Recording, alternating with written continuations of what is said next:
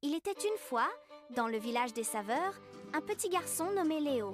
Léo adorait les frites croustillantes, les bonbons colorés et les gâteaux flamboyants. Son frigo était un royaume secret où les jus sucrés régnaient en maître et où les légumes restaient discrètement cachés derrière les boîtes de conserve. Un matin, alors que le soleil s'étirait comme une lampe d'or, la maîtresse d'école, Madame Carotte, annonça une nouvelle aventure.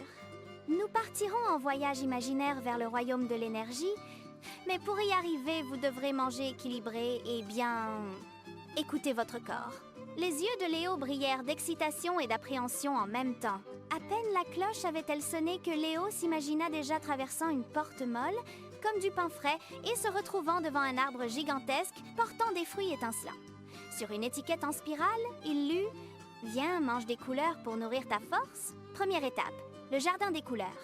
Devant lui s'étalait un champ de carottes, oranges comme le soleil, de tomates rouges comme des rubis, de poivrons jaunes, de betteraves violettes et d'épinards verts. Une petite fée nommée Mélodie apparut sur une feuille de laitue. « Bonjour Léo !» dit Mélodie en souriant. Chaque couleur contient des vitamines qui donnent des pouvoirs différents. L'orange pour la vitalité, le rouge pour le courage, le vert pour la sagesse et le violet pour la magie de grandir. Léo goûta la première carotte et sentit une énergie chaude dans ses joues. Waouh, c'est doux et croustillant! Il croqua ensuite une tomate et entendit un sifflement joyeux dans sa tête, comme s'il pouvait entendre la respiration des arbres.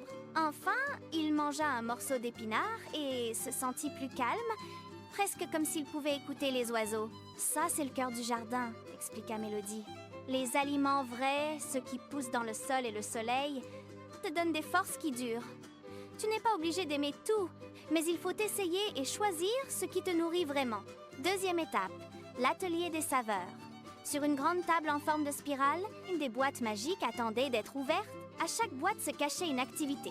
Le pain complet pour l'énergie de la journée et les fruits pour les douceurs naturelles, le lait ou les yaourts pour les eaux solides et les protéines comme les œufs, les poissons ou les légumineuses pour les muscles. Le secret, c'est la variété, dit Madame Carotte, qui avait pris la forme d'une fée dans ce rêve.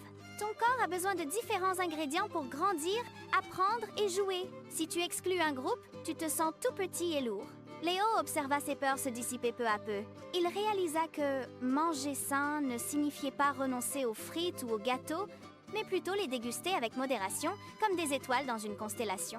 Il apprit à équilibrer ses repas, une assiette colorée, des portions adaptées à son âge et une surprise de temps en temps. Au réveil, Léo regarda son frigo d'un œil nouveau. Il ouvrit la porte et, au lieu de chercher les bonbons, il attrapa une pomme rouge et croqua dedans avec un sourire. Le voyage imaginaire avait transformé sa perception des aliments.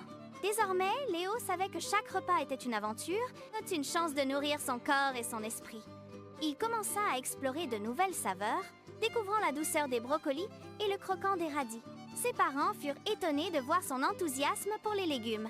Léo partagea son histoire avec ses amis à l'école, inspirant d'autres enfants à faire leur propre voyage vers le royaume de l'énergie. Madame Carotte sourit, fière de son petit explorateur. Léo continua de déguster ses friandises préférées, mais toujours avec l'équilibre et la sagesse qu'il avait appris. Et ainsi, Léo vécut une vie pleine de saveurs et d'énergie.